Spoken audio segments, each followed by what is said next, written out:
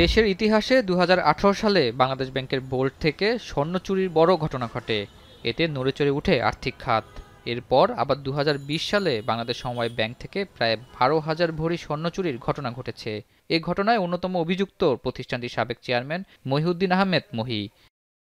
২০০৯ সালে রাজনৈতিক বিবেচনায় সমবায় ব্যাংকের চেয়ারম্যান হন যুবলীগ নেতা মহিউদ্দিন আহমেদ মহি। পরে ব্যাংকের ভোল্টের দায়িত্ব দেন তার ভাগ্নে ক্যাশ অফিসার নূর মোহাম্মদ ও এজিএম চাচাতো ভাই হেদায়েত কবিরকে। আর এদেরকে সাথে নিয়েই ভোল্টের ১২,০০০ ভরি স্বর্ণ লুট করার অভিযোগ তাদের বিরুদ্ধে। শুধু স্বর্ণ চুরি নয়, প্রতিষ্ঠানটি নিয়োগও করেছেন নানা অনিয়ম। ভুয়া সনদের মাধ্যমে প্রথমে নিয়োগ দেন নিজের বান্ধবী কোহিনুর আক্তারকে।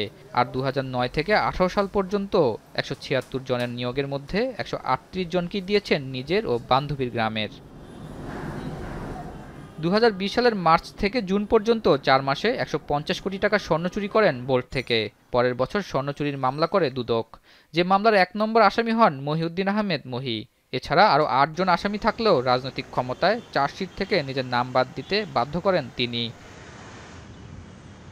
পরে গত ৫ আগস্ট শেখ হাসিনা সরকার পতনের পর পুনরায় সামনে আসে স্বর্ণ চুরির বিষয়টি।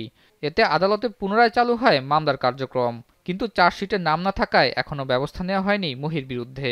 সেই সাথে অন্যরাও রয়েছেন পলাতক।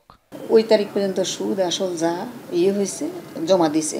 আর এটা তখন স্বর্ণের দাম হুহু করে বেড়ে গেছে না, করোনার সময় ৪৮,০০০ থেকে হুহু করে ৮২,০০০ টাকা হয়ে গেছে। তখন এসে এটার উপর লোড করে এইটা স্বর্ণগুলো ব্যাংকের টাকাটা জমা দিয়ে বাকি টাকা সে ওইখানে বরং ২০-২৫ কোটি টাকা সে করছে আর কি।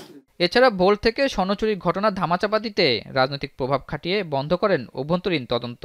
উল্টো মন্ত্রণালয়ের তদন্ত আদালতে মামলা করে স্থগিত করান। সমবায় অধিদপ্তর দিয়েছিল একজন অতিরিক্ত নিবন্ধকরে দিয়ে, তদন্ত আর পরবর্তীতে হয় নাই। কেন হয় নাই আমরাও জানি না। তবে পরে শুনতে পারছি যে তৎকালীন ম্যানেজমেন্ট কোর্টে একটা তদন্ত না হওয়ার জন্য রিট করছে, ওই রিটের থেকে স্ট্যাটাস কো নিয়ে আসছে। শুনতে এই জন্য তদন্ত হয় নাই। এ নিয়ে কোনো মন্তব্য করেনি দুদক। ডিজি স্যারে কোনারা সাংবাদিকের সবাই ওই সময় জিজ্ঞেস করছে, স্যার বলতেন কিন্তু আদালতের বিচারাধীন বিষয়টা নিয়ে আমি কোনো করতে চাই না। গ্রেপ্তারের বিষয়ে কারো যদি গ্রেপ্তার করে থাকে তাহলে কোর্টে করতে।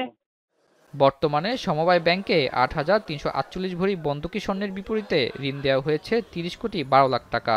আর চুরির ঘটনার পর স্বর্ণ ও টাকা তুলে নিচ্ছেন অনেক গ্রাহক। আতাউর নিয়ন, এখন, Dhaka. Colour expert, George sap এবং মাইল্ড অন হ্যান্ডস টেকনোলজি সমৃদ্ধ অরিক্স ক্রিস্টাল ওয়াশ আপনার লন্ড্রি এক্সপার্ট।